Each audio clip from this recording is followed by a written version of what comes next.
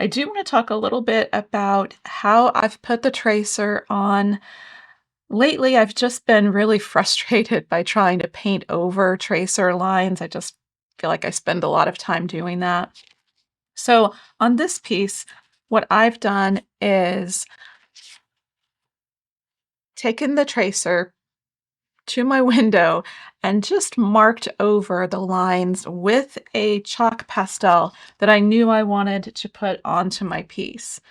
Trying to see, I had the chalk pastel somewhere here. My desk is a mess. Anyway, I don't see it. It's a Rembrandt chalk pastel. Let me look in my drawer just in case. No, it's floating around. Oh, there it is.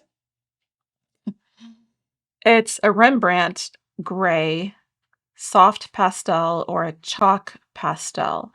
And I really like it because as I paint over it, the lines will easily go away and I won't feel like I have to worry about any of those showing.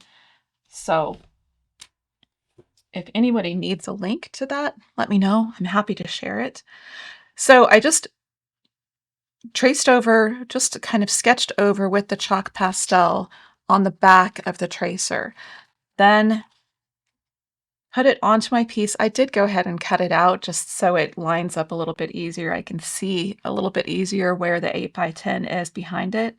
And then I used a pencil to go over some of those lines. I wanted to mark about where the top of her head will be. I marked where the bottom of her tail will be just lightly. You can just barely see it.